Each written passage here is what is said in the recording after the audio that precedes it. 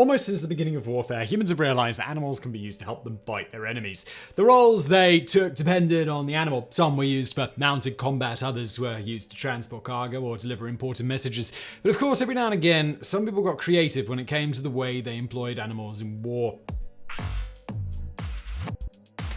Number 10. Hannibal's war elephants. We might as well start off with the most famous example of animal warfare, the time when Hannibal crossed the Alps with elephants to fight the Romans. This happened in 218 BC, marking the start of the Second Punic War between the two Mediterranean powers of the time, Rome and Carthage. The First Punic War, where Hannibal's father Hamilcar served as a general, had ended in a Roman victory. Therefore, when Hannibal decided to wage war, he wanted to do something bold and unexpected. He wanted to cross the Alps and march straight into Italy, thus bypassing the Roman navy and its allied garrisons. At the time, it was considered impossible to cross the Alps with an army, and indeed even Hannibal found the journey incredibly treacherous. During the ascent, they were ambushed and harassed by Gallic tribes, and the descent was full of narrow, icy paths that caused lots of people to plunge to their deaths. And if that wasn't dangerous enough, Hannibal did all of this with dozens of elephants in tow. The risky gamble paid off, though. In December, Hannibal reached Italy and fought the Romans at the Battle of Trebia. The roughly 36 war elephants fulfilled their role beautifully, terrifying the enemy horses and sowing complete chaos among the Roman cavalry, leading to a decisive victory for the Carthaginians. Number 9.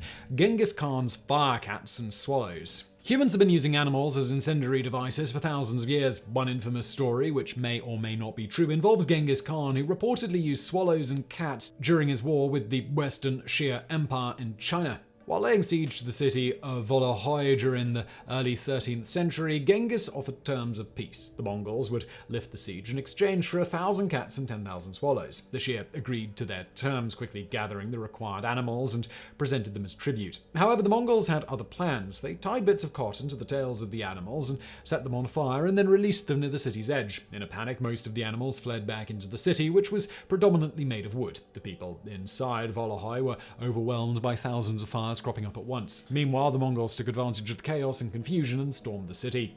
Number 8. The explosive rats of the Second World War. This one comes from World War II, courtesy of Britain's Special Operations Executive, or SOE. The basic premise was rather simple. Take some dead rats, cut them open, fill them with explosives, and then sew them back up. The explosive rodents would then be given to spies and resistance fighters who could infiltrate German-run factories and other buildings in occupied France and simply leave them on the floor. The thinking was the workers or soldiers who stumbled upon the dead rats would dispose of them by tossing them in the furnace, causing an explosion. However, the rat bombs were never actually used because the Germans intercepted the first shipment and became wise to the plan.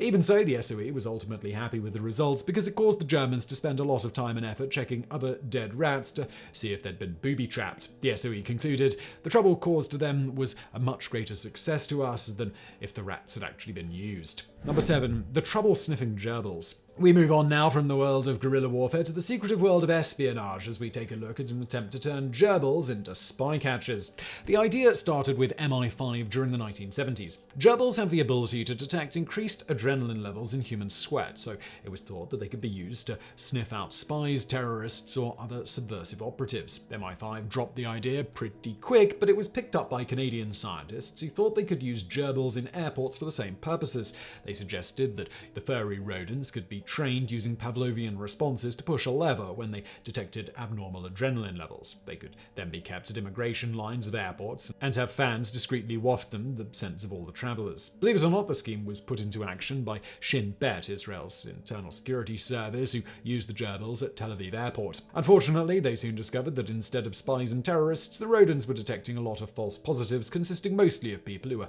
carrying heavy luggage or simply people who were nervous flyers. Number 6. The Kuwaiti field chickens. You might think that something called a poultry chemical configuration device would be something fancy and high-tech, but you'd be wrong. It actually was a chicken in a cage strapped to the roof of a military Humvee. The chickens were used by American troops during the Gulf War in order to detect dangerous gases or chemical agents. Even though the soldiers were equipped with advanced detection devices, these sometimes gave inaccurate readings due to the pollution caused by exploding oil rigs. Therefore, the chickens served as a low-tech but effective alternative. They had a very weak respiratory system, so if they died, they showed the troops that it was time to put their gas masks on, functioning in a similar way to the old canary in the coal mine. This strategy was dubbed by the US Army Operation Kuwaiti Field Chicken, or KFC, since the poultry were otherwise destined for the dinner table. Number 5. The sharkpedos of the US Navy. The US Navy Marine Mammal Program, or NMMP, has been around since the 1950s, as marine animals have proven very willing and effective when it comes to offering support to Navy troops, particularly when it comes to mine detection and object recovery. The undisputed stars of the project are the bottlenose dolphin and the California sea lion. Nowadays, they are pretty much the only animals still used in the program, but in its early years, the NMMP experimented with dozens of species of marine animals to see which ones were best suited for a career in the Navy, and this included sharks. The idea was to turn sharks into torpedoes, strap bombs to them, and then stealthily guide them to their targets using electrical signals. Known as Project Headgear, this concept was researched during the Cold War but had to be scrapped before ever being put into action. It seems that sharks simply refused to take orders, and none of them ever completed their course during trial runs. Number 4. The Battle of the Bees. Bees have been used in warfare from ancient times all the way up to now, since there are few things that can disrupt a unit of soldiers faster than a swarm of angry bees. It is said that King Mithridates of Pontus used mad honey to incapacitate the Romans at the siege of Eupatoria. King Henry I of England may have used catapults to throw entire beehives right into the midst of his enemy's army. And during the Vietnam War, the Viet Cong placed colonies of the Asian giant honeybees in the paths of American soldiers and unleashed them using firecrackers or small explosives. But perhaps insects played the most important role at the Battle of Tanga during World War I, which also became known as the Battle of the Bees. Taking place in November 1941, it was the first major battle of the East African Campaign. An army of British and Indian soldiers led by General Arthur Aiken outnumbered the Germans, commanded by General Paul von Lettow-Vorbeck, by over 8-1, and yet they suffered a crushing defeat. Part of the reason was the inexperience and lack of training of Aiken's forces. Another was the reinforced position of the Germans, but a crucial factor was played by the bees. All of the fighting disturbed multiple hives located on the battlefield. They attacked with ferocious determination, and even though both sides were stung, they focused most of their wrath on the Indian and British soldiers who were trying to cross the battlefield to reach the Germans. Aiken's plan of a large-scale assault was scrapped, which allowed Lettow-Vorbeck to launch counterattack that won him the battle. Number 3. The scorpion bombs of Hatra. Staying in the world of invertebrates, we now examine one effective weapon used against the Romans during the Second Parthian War by King Barsaemia of Hatra, the scorpion bomb. In 198 AD, Septimius Severus laid siege on the stronghold city of Hatra in modern-day Iraq, but the Romans did not know that Hatra was home to a dangerous species of scorpion called the Deathstalker, nor did they know that King Barsaemia had entire terracotta pots filled with these arachnids, as he regularly sent out people to clear the road and keep them safe for caravans. You can probably guess what happened next. These pots were turned into scorpion bombs that rained down on the Romans who tried to approach the walls of Hatra. While the sting of the Deathstalker was rarely fatal, it certainly was potent enough to debilitate the soldiers and inflict agonizing pain. Ultimately, Severus decided to lift the siege and abandon the city. Number 2. The anti-pigeon force of MI5.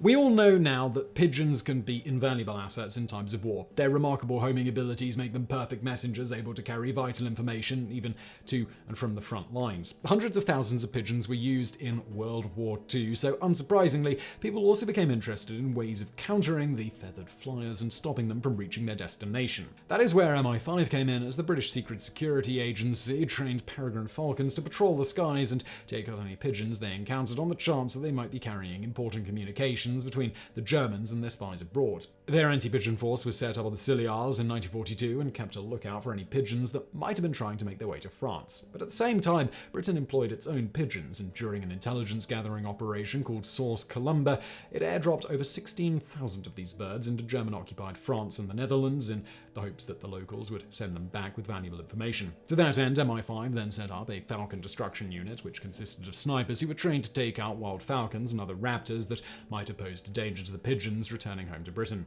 Number 1. The stampeding cattle of Songhai. So far, we've seen some instances of animal warfare that turned the tide of battle, but we finish with one example which helped bring down an entire empire. During the 16th century, the Saadi dynasty of Morocco invaded the neighboring Songhai Empire. The two sides met in combat at the Battle of Tondibi on March 13th, 1591.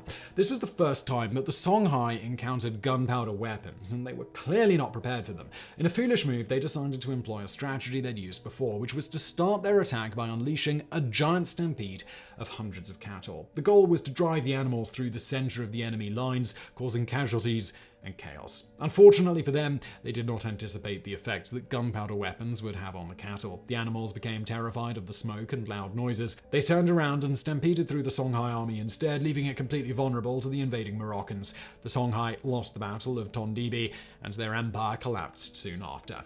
So I really hope you found that video interesting. If you did, please do hit that thumbs up button below. Don't forget to subscribe, and thank you for watching.